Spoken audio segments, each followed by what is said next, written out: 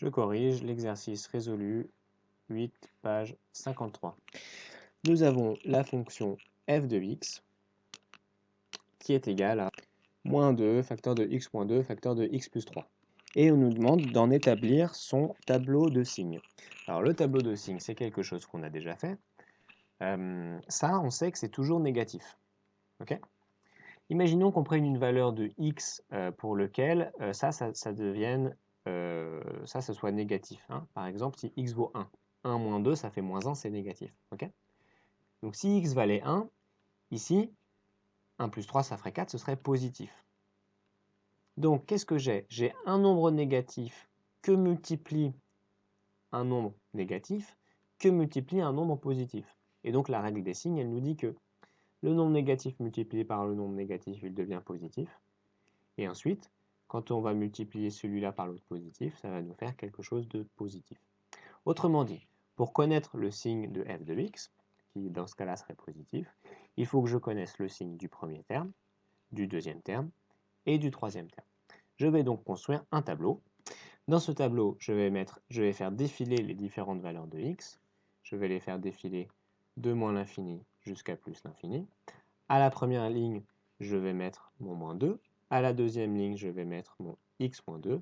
À la troisième ligne, je vais mettre mon x plus 3. Et je vais étudier quand est-ce que ça c'est négatif et positif. Bon, là c'est facile, ce sera tout le temps négatif. Quand est-ce que ça c'est négatif et positif, et celui-là pareil. Et ça me permettra, à la fin, d'avoir le signe de f de x. Donc f de x qui vaut la première ligne fois la deuxième ligne, x moins 2, fois la troisième ligne, x plus 3. Alors on va déterminer, moins 2 c'est facile, il sera toujours négatif, mais on va déterminer x moins 2 pour quelle valeur il est négatif et positif, puis ensuite x plus 3 pour quelle valeur il est négatif ou positif. Okay, donc on cherche le signe de x moins 2. Quel est son signe? Okay, bon, si on veut que x moins 2 soit supérieur à 0, eh ben, on peut balancer le 2 de l'autre côté, donc on va se retrouver avec x supérieur à 2. Okay, comme il y a une équivalence entre chaque ligne, ça veut dire que si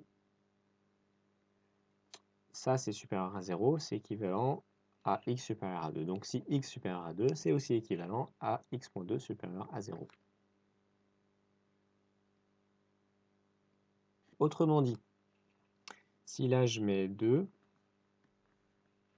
dans mon tableau, je sais que lorsque x sera plus grand que 2, donc quand x sera situé sur cette zone, donc x plus grand que 2, eh bien x moins 2 sera positif. Donc x moins 2, je mets qu'il est positif. Okay, bah, du coup, logiquement, si x il est inférieur à 2, x moins 2 il sera négatif. Donc là, on aura du négatif.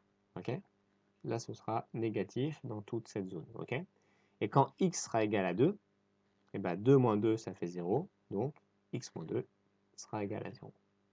Okay, maintenant, on va chercher le signe de x plus 3. Le signe de x plus 3. Alors, on veut que x plus 3 soit supérieur à 0. Donc, on va balancer, pardon pour le terme, mais on va projeter le 3 de l'autre côté, donc x supérieur à moins 3. Autrement dit, comme il y a une équivalence entre ça et ça, si x est supérieur à moins 3, x plus 3 sera supérieur à 0. Ok, donc pour toutes les valeurs où x est au-dessus de moins 3, donc entre moins 3 et plus l'infini, eh bien, x plus 3 sera positif. Donc là, il sera positif. Ok, et du coup, par conséquence, s'il n'est pas supérieur à moins 3, eh ben, il est l'inverse, donc il est négatif.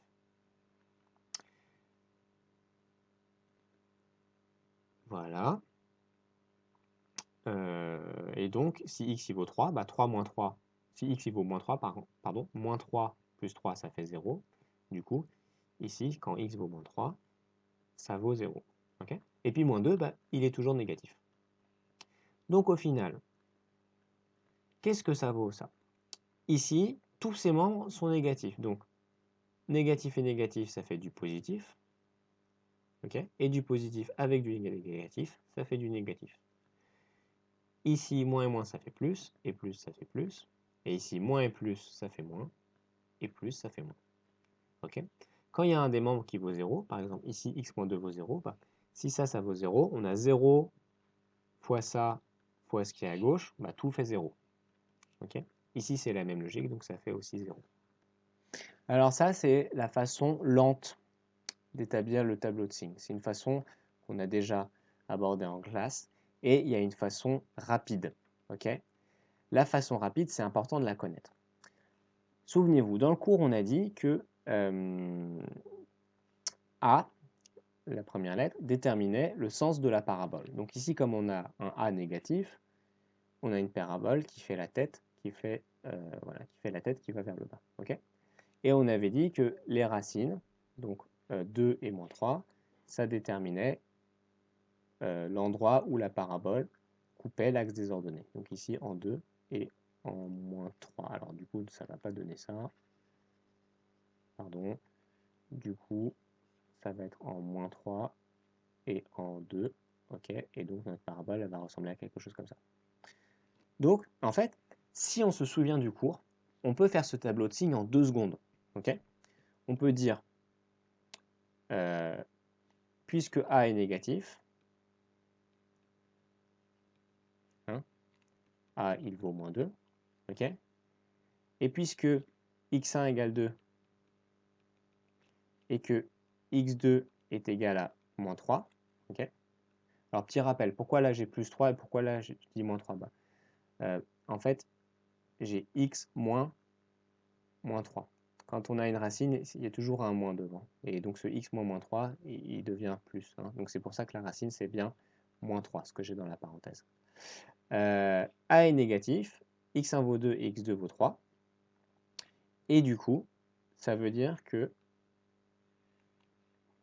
quand x il est inférieur à moins 3, vous voyez, c'est sous la courbe, donc c'est négatif. Ok. Donc avant moins 3, f de x est négatif. Entre moins 3 et 2, c'est au-dessus de la courbe, donc c'est positif. Et après 2, ça redevient négatif. Voilà. Donc ça, c'est la méthode rapide, c'est génial. On a juste à rappeler que a est négatif, que la première racine, elle vaut 2, que la deuxième racine, elle vaut 3.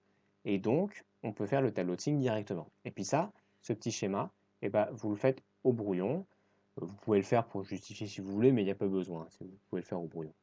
Voilà, donc c'est génial. Maintenant, vous connaissez une méthode pour s'épargner tous ces tableaux de signes qui sont un peu laborieux et pour aller très rapidement.